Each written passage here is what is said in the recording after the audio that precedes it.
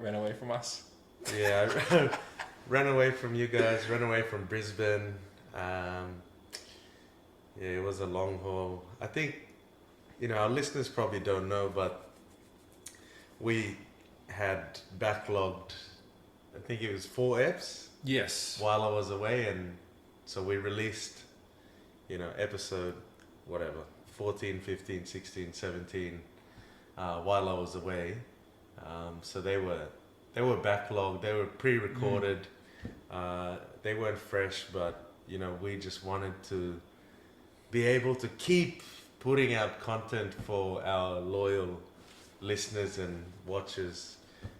So look, now we're back, we're ready to go again. Second half of the year, about to hit silly season. Yes. Yes. How was the last month for you? Bro, it's been really good actually. It's gone quick. Yeah.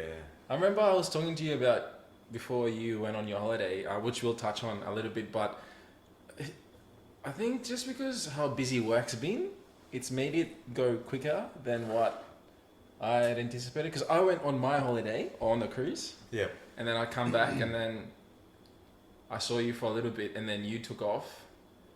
Didn't help that it still feels like I need another holiday. Because after, you know what I mean? Like, Yeah. I feel like I probably had a busy week, that's why. But Yeah. just to come back and enjoy the podcast and you now, I think we've got that routine. Yeah. Which we'll get back into, which then makes it easier. I think that's the thing too as well. Yeah. The routine side of things. Once you go on holiday and come back, it just that week kind of go over that holiday slump, and then you're back into business as usual, and then it makes time go quick. So, but yeah, it's been good but quick. Yep. But yeah, I guess enjoying the fact that we're getting back into this podcast and then continue pushing content to our fans. What about yourself, bro? Yeah. How was the holiday? Oh, wow. It was, bloody amazing. Yeah. Unreal experience. My first time to Europe, so I think, it was just, I had to sort of take a step back on most days and be like, let's enjoy this for what it actually is, and let's take a step back, slow down, and, look around, see the sights, do a bit of people watching. Yeah. And, just see what people are doing over here in Europe. So I mean, it was all amazing. If I had to sum it up, it's so hard to sum up because every day was different. We went to so many different places. Yeah. 4 countries: London, Greece, Italy, Spain. Yep. And a few different towns in between.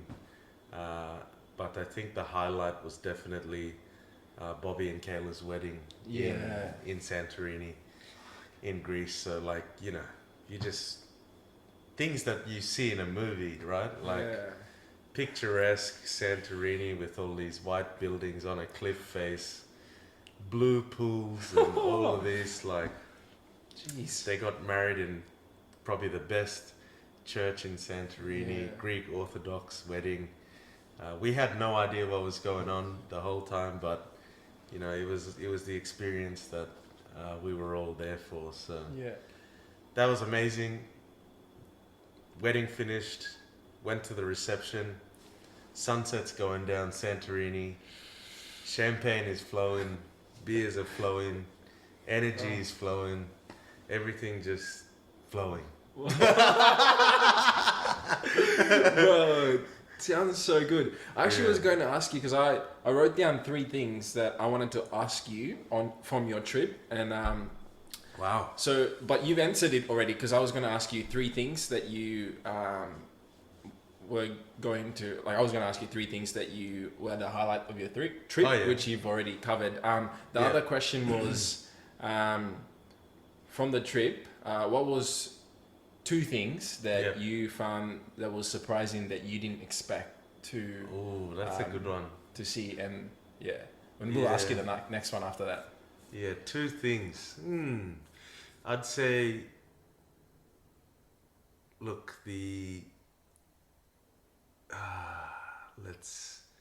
smoking Ah, yeah. So it's you know, people like religiously smoke over there. Shit. Like they wake up, they have a cigarette at the coffee shop. You can smoke inside, you can smoke outside. You know, it's a bit like PNG, which I didn't expect. I mean, no one ever talks about it. So I just, like when we first got there, I was like, hey shit, someone's smoking in the airport. It's like, oh fuck. Also, you can smoke at cafes sitting down anywhere. Yeah. Far out. So like it was just something we got used to. Yeah. Like if someone's smoking next to you, like, you know, you just gotta get used to it. Like you're gonna smell smoke. Far out. And like even in London, like you would just be walking around the street and you'd get like whiffs of like weed. Like the Mandems. The Mandems. They're pushing that weed, bro. Bro, that's insane. Yeah, so I mean, that was one sort of eye-opening thing. Then the other thing is, driving on the other side of the road. Oh. Yeah, because in Italy we hired a car, like on the southeast coast, a place called Puglia. Well, the province is Puglia, but we stayed in a town called Pulignano a Mare. Shit. And we hired a car and we drove around to like the different beaches there. And as soon as we got off the train, because we caught a train from Rome to Pulignano, and then we had to get a car from the airport there to one of the port, because we were going for a boat trip or boat ride to see like the cliffs and stuff. And we're running a bit late because they stuffed around our car. So this is my first time hopping in a left-hand driving on the wrong side of the road. And meanwhile, Liv's like, hurry up, we need to get there. Dude, full fucking stress mode. Like, she's stressing, she's making me stressed. I'm stressing because the road, the roads are tiny too. So like cars are coming. I'm like, fuck, I don't know how far like I am from the driver's seat to like the car and the curb, and so that was an experience. The driving on the opposite side of the road, and everyone over there is a crazy driver. Like, bro, no indicators. It's worse than Moresby. Sheesh. They don't indicate. Everyone goes over 150 k's on the highway. We're flying. Taxis fly. Fully. Yeah, in Italy and Spain, that was the worst. Like when we'd get on the highway from the airport to like go to our Airbnb or hotel, these guys are just doing like 160, 170. Do they police? No. So you They say that, well, they had like signs up. We couldn't read the signs, but you could tell it was like video surveillance or like video cameras. But everyone, like there were too many of them that were doing it. I think, like, I don't think they give a fuck. Yeah. Shit. And there was a few close calls, like we were like, oh shit, they're about to crash. Yeah. But everyone just like slams on their brakes. Do you feel like this is, I guess, another last question I think off the back of that was, I did notice that in Italy, in Greece, was it that they had a lot of bushfires? Yeah. They were happening with, I think it was deliberately lit to as well. Really? From Bad people? Yeah, from what we heard. I mean, obviously we might be wrong, but from what I read. So were you caught up in any of that? Or were you lucky that you got out? Because I heard a lot of people got stranded, or some just left without their baggage or anything like that. And just so we were pretty lucky that we did leave after before the bushfires started to happen, but they were also on islands that we didn't stay at. Yeah, so we only did Milos and Santorini in Greece, and both those islands, I don't think there were any fires there. So yeah, thankfully. Yeah. But I think on our way to, I think it was, when we were flying to Italy, we could see like smoke and stuff like from the plane on an island. Yeah. So it's probably one of those. So yeah, just thankful that we didn't get caught up in any of that. That's good. Like we had an awesome time, apart from almost losing our luggage. Yeah. From Athens to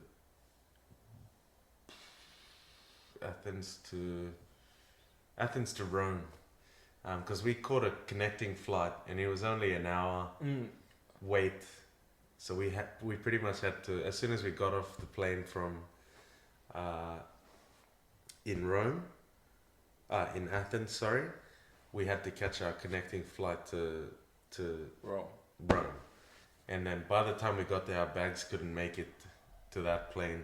So our bags stayed in Athens like overnight, and they were going to be put on the next flight the next day to come. But like, you know, we couldn't speak fucking Greek. Italian, and we were trying to communicate with them. They were like, they'll be on the next flight tomorrow. Don't worry. We'll let you know. Get to the next day, wake up the next morning. There's like hardly any updates. Like, they're not letting us know anything.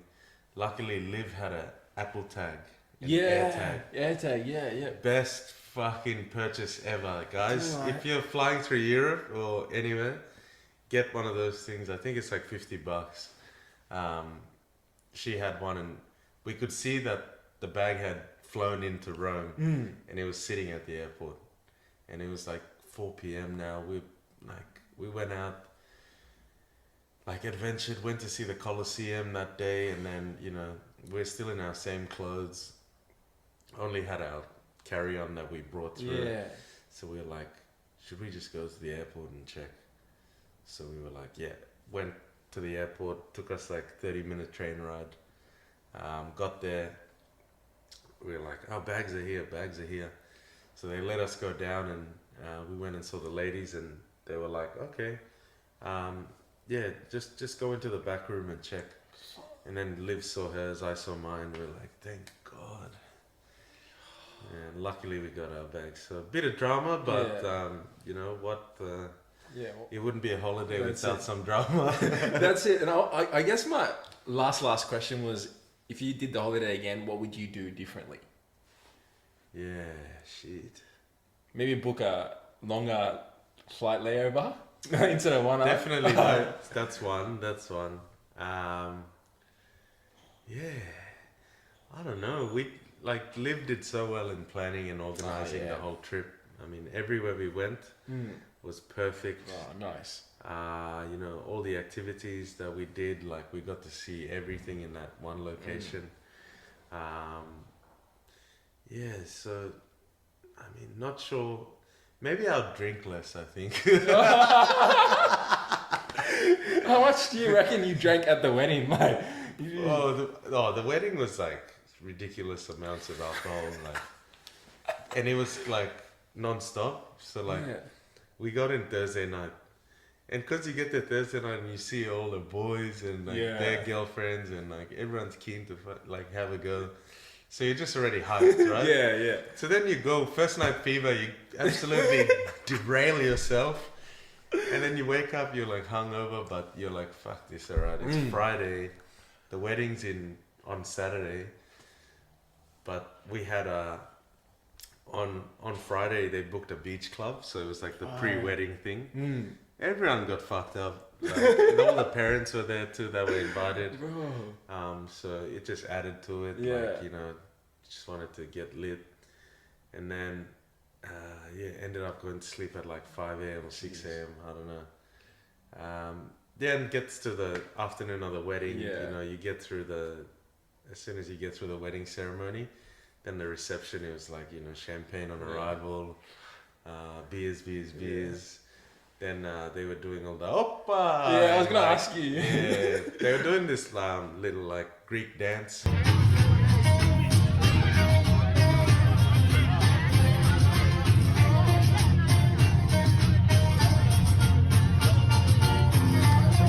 I saw the plate smashing thing on one of your stories. Smashing plates. Yeah.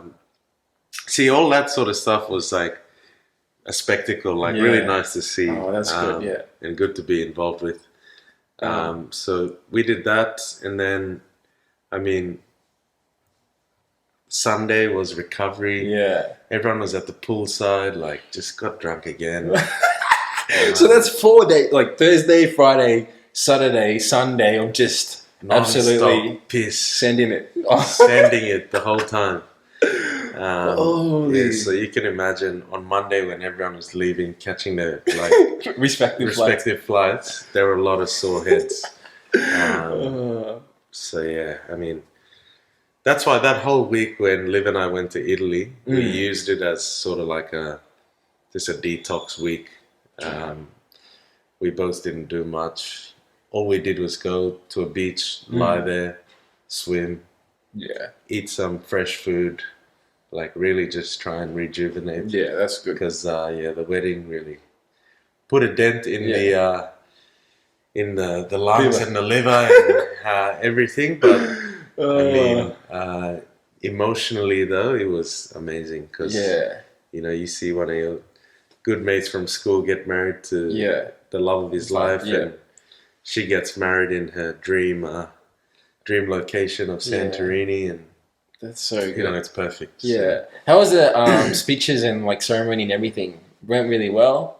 Yeah, I mean the location was for the reception was amazing. The sun was going down, like you're looking Santorini. All the tables were set up nicely around the pool. Then the bride, her father got up, did a long speech, and then Bobby's dad got up, did a speech. His brother, actually I heard about that. Yeah. Jack got up, did a speech, and I think Kayla's sister as well. Yeah, that's so good. It sounded like. Yeah, so all in all, it was really good experience. Glad I got to do it with I think there was about 14 or 13 of us boys over there. Yeah, that's good. So we all just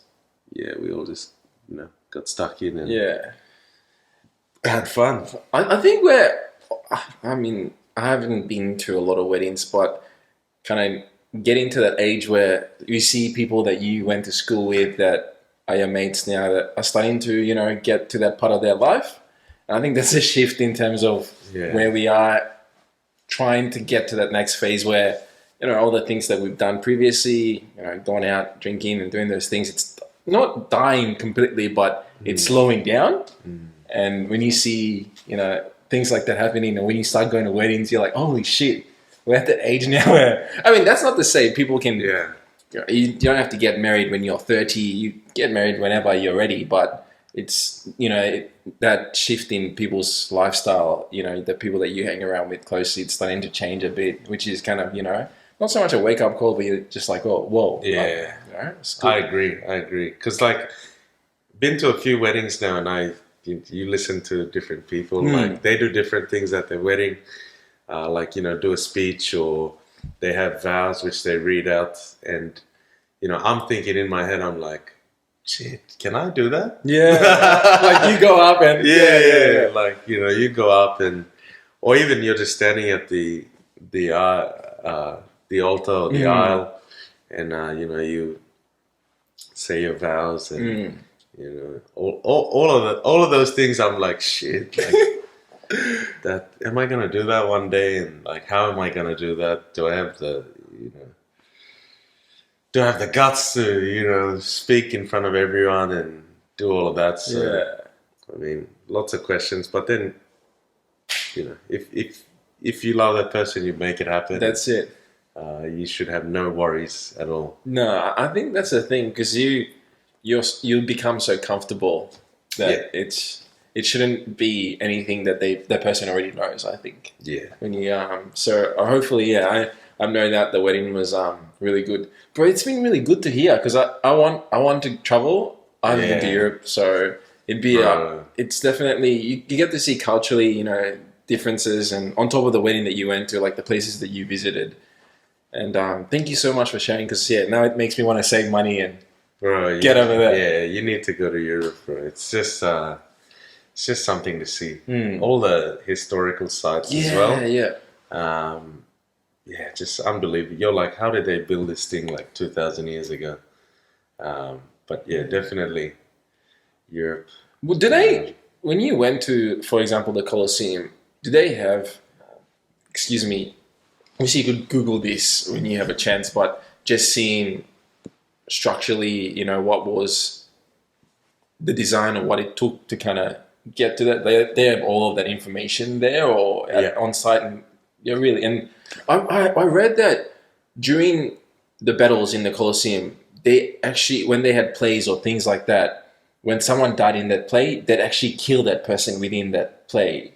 Is that true?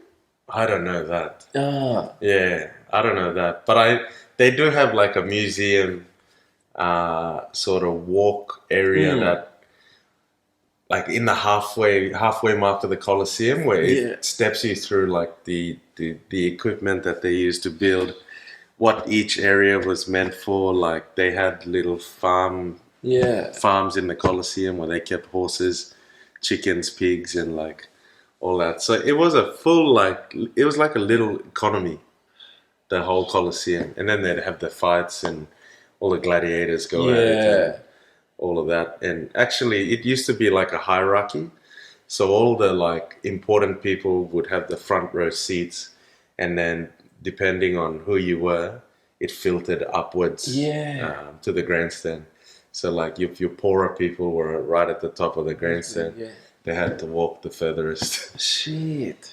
So yeah, pretty good experience.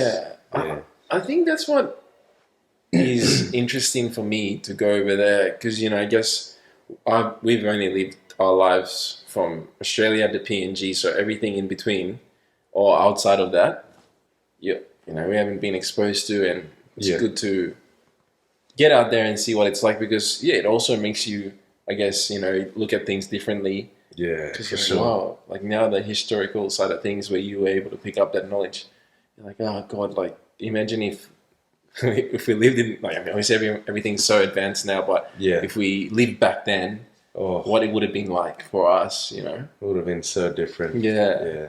And it just put things into perspective of like how old Europe is, because they have all these sites over there. Then you think about Brisbane, it's like, you're not going to see a Colosseum in Brisbane. Like Brisbane's only 100 years old. Yeah. Whereas somewhere like, the Colosseum, that's 2,000 years old, and they built that 2,000 years ago. Yeah. So I mean, just puts things into perspective. But I mean, it's kind of good being back home in Brisbane.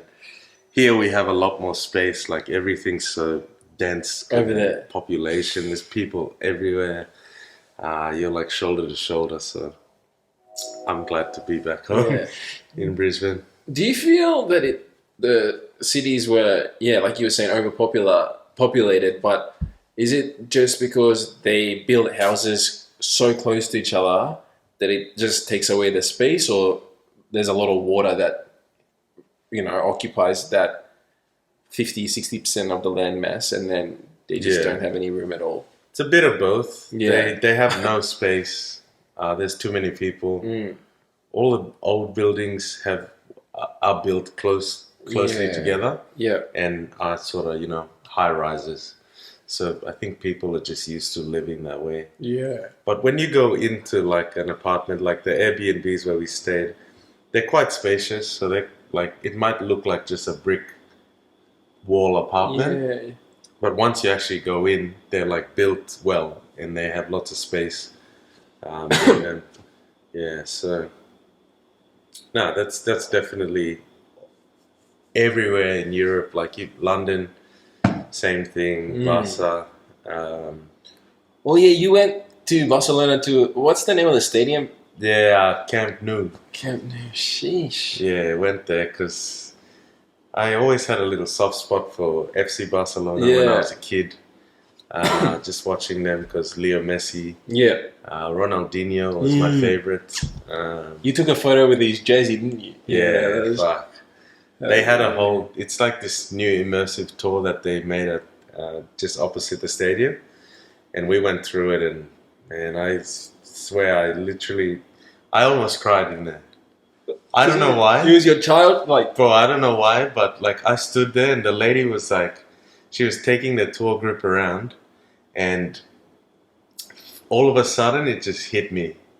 Like I was seeing all these like legend, like guys that Ronaldinho and Messi, like I used to be a young boy in Pom, and like you grew up watching them. Yeah. And then I think why it hit me was like, I just could not believe that I used to watch Barcelona players at Camp Nou, like in Moresby at like Borroco. And then now this like me as a grown up now Papua New Guinean guy, I'm like just opposite the stadium. Yeah. Like I'm closer to these guys than, you know, I never could have imagined. Yeah. Like I never ever would have thought that I would be standing next to Camp Nou. Like it was a distant memory, or just I'd never think about it. And then it all just hit me then, and I was like, shit, getting a bit teary. I was like, fuck, Liv, get me out of here. Dude. So, yeah, I'd say that was another highlight, I'd say. I